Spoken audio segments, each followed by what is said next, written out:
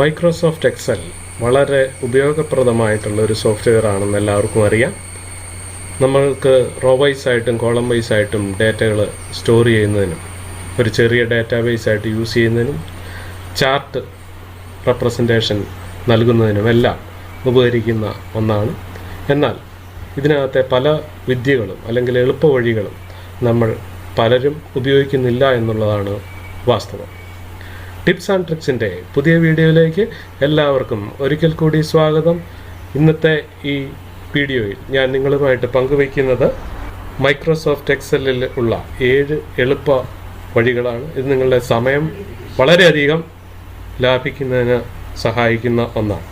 ഇതിൽ ആദ്യമേ നമ്മൾ കാണുന്നത് ഒരു ചാർട്ടിൽ എപ്രകാരമാണ് ഡാറ്റ കോപ്പി ചെയ്യുന്നു, എളുപ്പത്തിൽ എങ്ങനെ ഫോർമുല നമുക്ക് നമ്മളുടെ ആവശ്യമുള്ള സെല്ലുകളിലേക്ക് കോപ്പി ചെയ്യാം, കൺട്രോൾ കീ ഉപയോഗിച്ച് എളുപ്പത്തിൽ ഡാറ്റ കോപ്പി ചെയ്യുന്നത് എങ്ങനെ, ഫോർമാറ്റ് പെയിൻറ്ററിൻ്റെ ഉപയോഗം നമുക്ക് ഒന്നിലധികം സെല്ലുകളിൽ ഒരേ സമയം ഫോർമാറ്റ് ചെയ്യുന്നതിന് എങ്ങനെ ഉപയോഗിക്കാം, മൾട്ടിപ്പിൾ ഐറ്റംസ് കോപ്പി ചെയ്യുന്നതിന് ക്ലിപ്പ് ബോർഡ് എങ്ങനെയാണ് ഉപയോഗിക്കേണ്ടത്, ഒരു ചാർട്ട് നമ്മൾ ഫോർമാറ്റ് ചെയ്ത് കഴിഞ്ഞാൽ ആ ചാർട്ടിൻ്റെ ഫോർമാറ്റ് മറ്റു ചാർട്ടുകളിലേക്ക് കോപ്പി ചെയ്യുന്നത് എങ്ങനെ, അതുപോലെ മാത്തമാറ്റിക്സുകാർക്ക് വളരെ ഉപയോഗപ്രദമായ ട്രാൻസ്പോസ് എന്ന വിദ്യയുമാണ് ഈ വീഡിയോയിൽ ഞാൻ നിങ്ങളുമായിട്ട് പങ്കുവയ്ക്കും. നമുക്ക് വീഡിയോയിലേക്ക് കിടക്കാം. ആദ്യമായി നിങ്ങളുമായി പങ്കുവയ്ക്കുന്നത് ഒരു ചാർട്ടിൽ എപ്രകാരമാണ് ഡാറ്റ പേസ്റ്റ് ചെയ്യുന്നത് എന്നുള്ളതാണ്. സ്ക്രീനിൽ കാണുന്ന ചാർട്ടിൽ ഇപ്പോൾ ആക്ച്വൽ സെയിൽസ് മാത്രമാണ് ഉൾപ്പെടുത്തിയിരിക്കുന്നത്. ഇതിൽ എക്സ്പെക്റ്റഡ് സെയിൽസ് കൂടി എപ്രകാരമാണ് കൂട്ടിച്ചേർക്കുന്നത് എന്നുള്ളതാണ് കാണിക്കുന്നത്. ഇതിനായി നമ്മൾ സാധാരണ ആ കോളവും കൂടി സെലക്ട് ചെയ്ത് ചാർട്ട് റീഡ്രോ ചെയ്യുകയാണ് സാധാരണ രീതിയിൽ ചെയ്യുക. ഇതിനേക്കാൾ എളുപ്പത്തിൽ നമുക്ക് എക്സ്പെക്റ്റഡ് സെയിൽസിൻ്റെ കോളം സെലക്ട് ചെയ്യുക, കൺട്രോൾ C ഉപയോഗിച്ച് കോപ്പി ചെയ്യുക, ചാർട്ട് സെലക്ട് ചെയ്യുക, കൺട്രോൾ V ഉപയോഗിച്ച് പേസ്റ്റ് ചെയ്യുക. ഇപ്പോൾ ഈ ചാർട്ടിൽ എക്സ്പെക്റ്റഡ് സെയിൽസിൻ്റെ ഡീറ്റെയിൽസ് കൂടി ഉൾപ്പെട്ടിരിക്കുന്നത് നമുക്ക് കാണുവാൻ സാധിക്കും.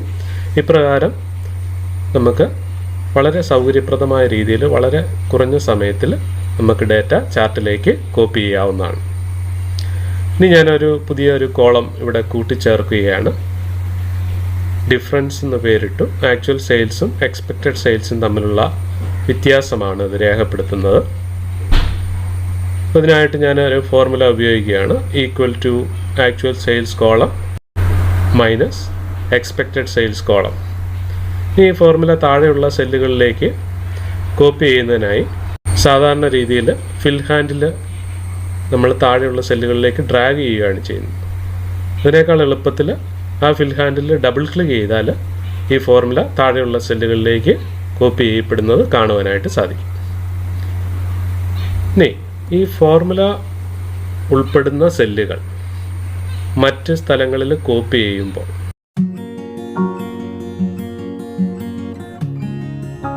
എറർ അല്ലെങ്കിൽ തെറ്റായ വാല്യൂസ് ഡിസ്പ്ലേ ചെയ്യുന്നത് കാണാം. ഇവിടെ 0 വന്നിരിക്കുന്നത് നിങ്ങൾ ശ്രദ്ധിക്കുക.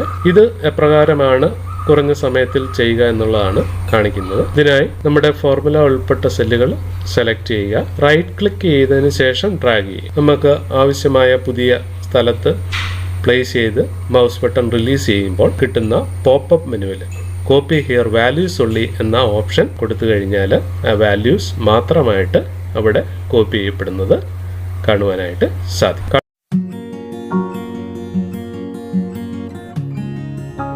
കൺട്രോൾ കീ ഉപയോഗിച്ച് കോപ്പി ചെയ്യുന്നത് എങ്ങനെയാണെന്നുള്ളതാണ് അടുത്തത് നമ്മൾ പങ്കുവയ്ക്കുന്നത്. ഇതിനായി നമുക്ക് കോപ്പി ചെയ്യേണ്ട ഡാറ്റ സെലക്ട് ചെയ്യുക, കൺട്രോൾ കീ പ്രസ് ചെയ്ത് പിടിച്ച് ഡ്രാഗ് ചെയ്യുക. ഇപ്പോൾ കോപ്പി ഉണ്ടാകും.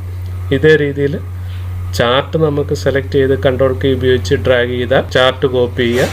അതേപോലെ തന്നെ ഈ ഷീറ്റിൻ്റെ താഴെയുള്ള ടാബിൽ കൺട്രോൾ കീ പ്രസ് ചെയ്ത് പിടിച്ച് ഡ്രാഗ് ചെയ്താൽ ഷീറ്റുകളും നമുക്ക് ഇപ്രകാരം കോപ്പി ചെയ്യാവുന്നതാണ്.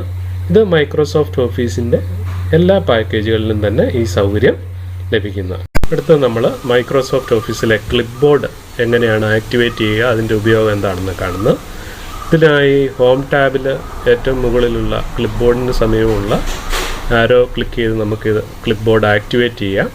അതിനുശേഷം നമുക്ക് കോപ്പി ചെയ്യേണ്ട ഐറ്റമുകൾ സെലക്ട് ചെയ്യുക, കൺട്രോൾ-C. ഇപ്പോൾ നമ്മൾ കോപ്പി ചെയ്യുന്ന ഓരോ ഐറ്റവും ക്ലിപ്പ് ബോർഡിൽ വരുന്നത് നമുക്ക് കാണാം. ഇപ്രകാരം ഡാറ്റ മാത്രമല്ല ചാർട്ടുകളും ഇമേജുകളും ഒക്കെ നമുക്ക് കോപ്പി ചെയ്യാൻ സാധിക്കും. ഇതിനുശേഷം ഏത് സ്ഥലത്താണോ നമുക്ക് ഈ ഓരോ ഡാറ്റയും പേസ്റ്റ് ചെയ്യേണ്ടത് ആ ഡാറ്റ സെലക്ട് ചെയ്യുക, ക്ലിപ്പ് ബോർഡിൽ ആ ഐറ്റത്തിൽ ക്ലിക്ക് ചെയ്യുക. അപ്പോൾ നമ്മൾ സെലക്ട് ചെയ്ത ഓരോ സെല്ലിലും ആ ഐറ്റം പേസ്റ്റ് ചെയ്യപ്പെടുന്നതാണ്. ഇപ്രകാരം ഒന്നിലധികം ഐറ്റംസ് നമുക്ക് കോപ്പി ചെയ്യാനും പേസ്റ്റ് ചെയ്യാനും സാധിക്കും. അടുത്തത് നമ്മൾ ഒരു ഫോർമാറ്റ് എങ്ങനെയാണ് കോപ്പി ചെയ്യുന്നതാണ്. ഇവിടെ ഞാൻ Q1 റെഡ് കളറിൽ ഫോർമാറ്റ് ചെയ്തിട്ടുണ്ട്.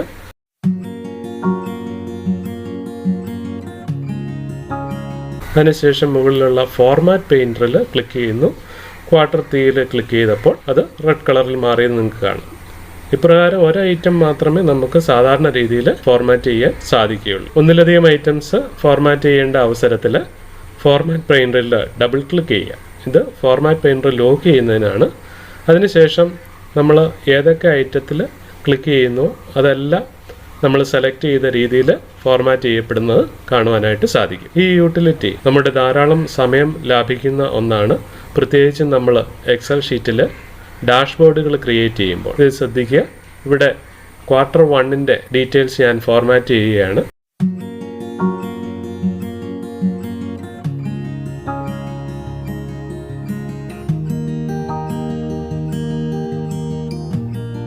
അതിനുശേഷം ഫോർമാറ്റ് പെയിൻറ്റർ ഡബിൾ ക്ലിക്ക് ചെയ്യുന്നു. Q2, Q3, Q4 എല്ലാം വളരെ എളുപ്പത്തിൽ Q1 അതേ രീതിയിൽ ഫോർമാറ്റ് ചെയ്യപ്പെടുന്നത് കാണാം. ഈ ഫോർമാറ്റ് പെയിൻറ്ററിൻ്റെ ലോക്ക് ചെയ്തിരിക്കുന്നത് റിലീസ് ചെയ്യുന്നതിനായി ആ ഫോർമാറ്റ് പെയിൻറ്ററിൽ ഒന്നുകൂടി ക്ലിക്ക് ചെയ്താൽ മതിയാവും. ഫോർമാറ്റ് പെയിൻറ്റർ ഉപയോഗിച്ച് നമുക്ക് ചാർട്ട് ഫോർമാറ്റ് കോപ്പി ചെയ്യാൻ സാധിക്കില്ല. ഇത് ഇപ്രകാരമാണ് ചെയ്യുന്നതെന്നാണ് അടുത്തതായി ഞാൻ നിങ്ങളുമായി പങ്കുവയ്ക്കുന്നത്. ഇതിനായി ആക്ച്വൽ സെയിൽസ് മാത്രം ഉൾപ്പെടുത്തിയുള്ള ഒരു ചാർട്ട് ഞാൻ ഡ്രോ ചെയ്തു. അതിനുശേഷം നമ്മുടെ സെയിൽസ് ചാർട്ടിൻ്റെ ഫോർമാറ്റ് കോപ്പി ചെയ്യുന്നതിനായി അത് സെലക്ട് ചെയ്യുന്നു, Ctrl+C പ്രസ് ചെയ്യുന്നു. ഇനി Alt+E പ്രസ് ചെയ്ത് എസ് എന്ന കീ പ്രസ് ചെയ്യും. ഇത് പേസ്റ്റ് സ്പെഷ്യലിന് വേണ്ടിയുള്ള ഷോർട്ട് കട്ടാണ്. അവിടെ പേജ് സ്പെഷ്യലിൻ്റെ ഒരു ചെറിയ വിൻഡോ വരുന്നത് കാണാം. അതിൽ നിന്നും ഫോർമാറ്റ് ഒള്ളി എടുക്കുന്നു, ഓക്കെ ബട്ടൺ ക്ലിക്ക് ചെയ്യുന്നു.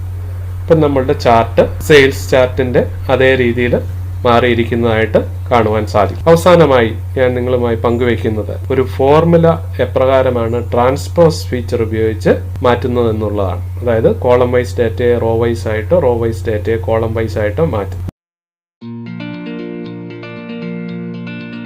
ഇതിനായിട്ട് നമ്മൾ ഡാറ്റ സെലക്ട് ചെയ്യുക, റൈറ്റ് ക്ലിക്ക് ചെയ്ത് പേസ്റ്റ് ചെയ്യാൻ ശ്രമിക്കുമ്പോൾ ലഭിക്കുന്ന പോപ്പപ്പ് മെനുവിൽ ട്രാൻസ്പോസ് എന്ന ബട്ടൺ ക്ലിക്ക് ചെയ്യുക. വളരെ എളുപ്പത്തിൽ നമുക്ക് ട്രാൻസ്പോസ് എടുക്കുവാൻ കഴിയും. എന്നാൽ ഫോർമുല ഉൾപ്പെടുന്ന ഒരു സെൽ റേഞ്ച് നമ്മൾ ഇപ്രകാരം ചെയ്താൽ നേരത്തെ വന്നതുപോലെ എറർ അല്ലെങ്കിൽ 0 വാല്യൂസ് ആണ് അവിടെ വരിക. ഇതെങ്ങനെയാണ് പരിഹരിക്കുന്നത്?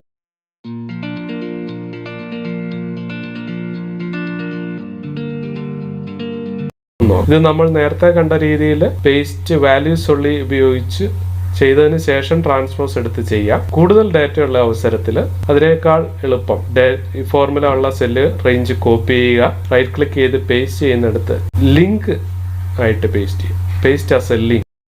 അതിനുശേഷം കിട്ടുന്ന ഡാറ്റ സെലക്ട് ചെയ്യുക, Alt+H പ്രസ് ചെയ്യുക.